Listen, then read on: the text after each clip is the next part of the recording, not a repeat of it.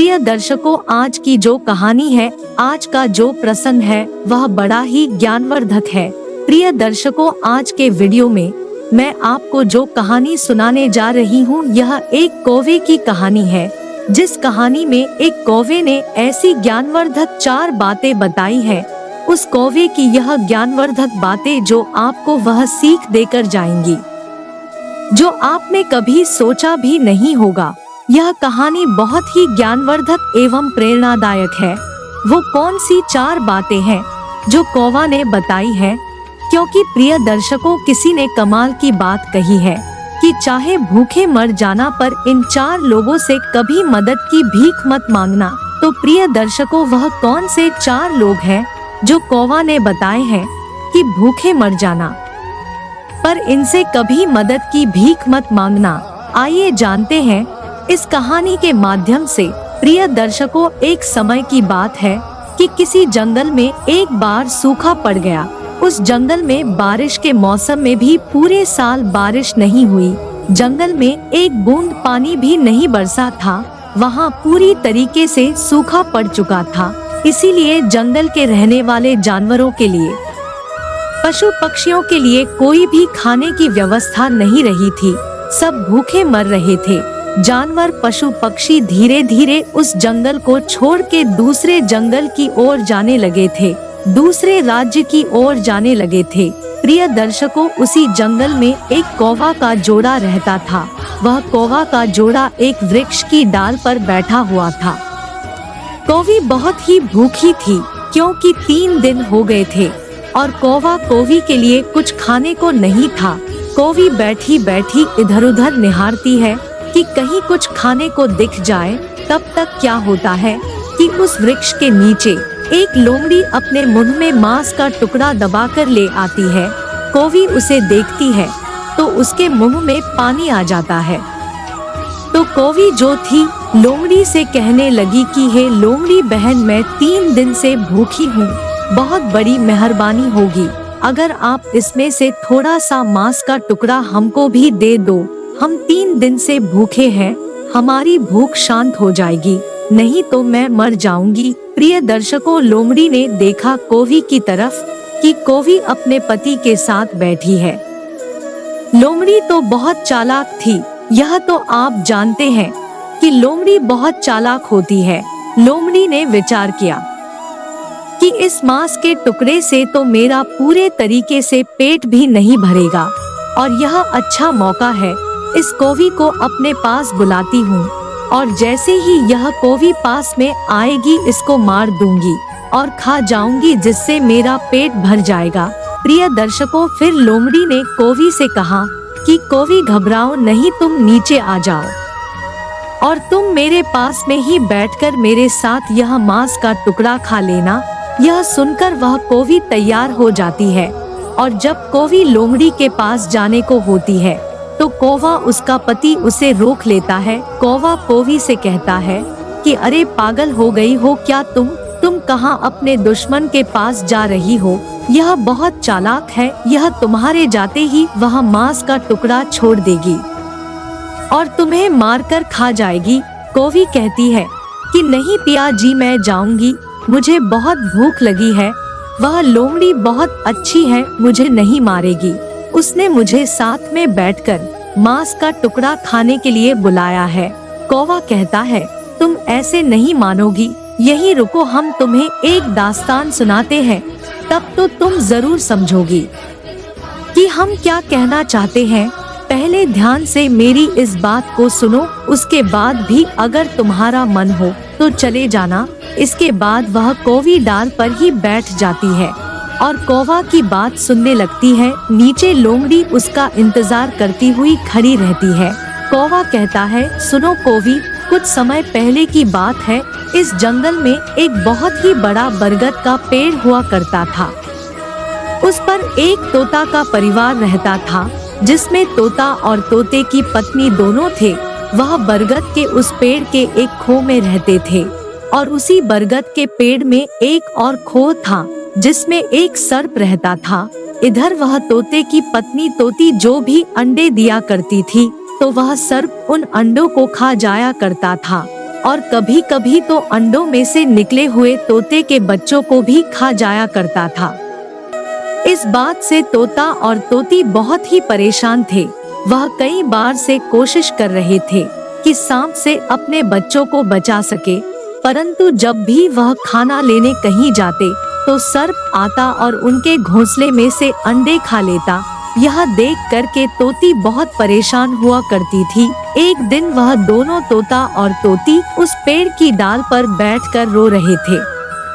तभी उन्हें रोता देखकर उस पेड़ की डाल पर एक नीलकंठ आकर बैठ जाता है।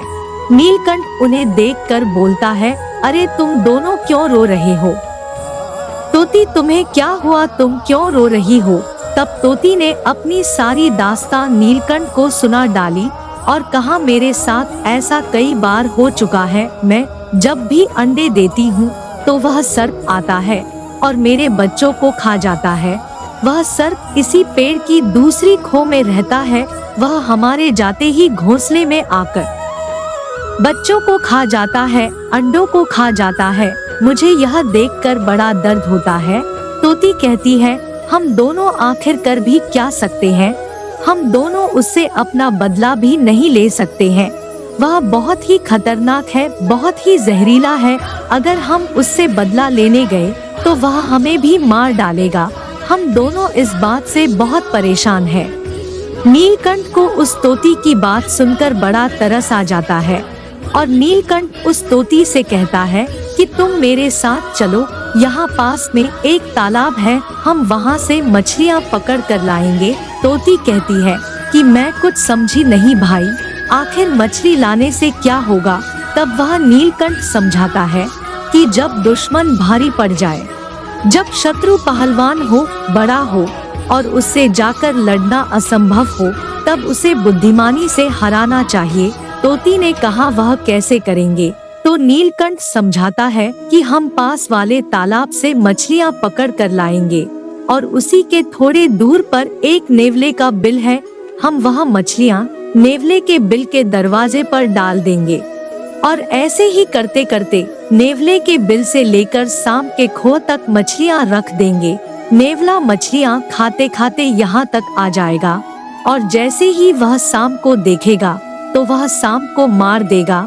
इससे तुम्हारा शत्रु मर जाएगा और तुम्हारे बच्चों को किसी से भी खतरा नहीं होगा। प्रिय दर्शकों, तोती ने जब नीलकंठ की यह बातें सुनी तो उसे पूरा भरोसा हो गया कि इस तरीके से उसका दुश्मन खत्म हो सकता है। तोती बिना समय बर्बाद करे अपने पति तोता को लेकर नीलकंठ के साथ नदी की तरफ जाती है और वहां से वह तीनों मछलियां उठाकर नेवले के बिल के बाहर से रखना शुरू कर देते हैं और आखिरी मछली सांप के बिल के बाहर छोड़ देते हैं। इसके बाद पेड़ के ऊपर जाकर बैठ जाते हैं और इंतजार करते हैं कि नेवला बाहर आएगा और मछलियों को खाते खाते सांप के बिल तक पहुंच जाएगा। उधर जब नेवला अपने बिल से बाहर निकला तो उसने अपने बिल के बाहर एक मछली पड़ी हुई देखी तो वह मछली देखते ही बहुत खुश हो गया और भगवान का शुक्रिया अदा करने लगा। वह कहने लगा कि हे भगवान, बहुत बहुत धन्यवाद कि आपने आज भोजन मेरे घर तक पहुंचा दिया। वह नेवला उस मछली को बड़े चाव से खा जाता है। उसके बाद जैसे ही नेवला और आगे बढ़ता है तो उसे एक और मछली मिलती है, वह उस मछली को भी खा जाता है। ऐसे ही खाते खाते नेवला आखिरी मछली तक पहुंच जाता है जो कि सर्प के बिल के बाहर रखी थी। वह नेवला सोचता है कि यह जरूर किसी की साजिश है, किसी ने जानबूझकर मछलियों का ऐसा जाल बिछाया है। मैं यही थोड़ी देर बैठता हूँ और देखता हूँ कि यह किसकी साजिश है। वह नेवला सांप के बिल के बाहर ही बैठा रहता है और इंतजार करता है कि यह बिल किसका है, किसने मुझे जाल में फंसाया है। तभी वह देखता है कि बिल में से एक सर्प बाहर आ रहा है। प्रिय दर्शकों, सांप और नेवले तो बड़े दुश्मन होते हैं।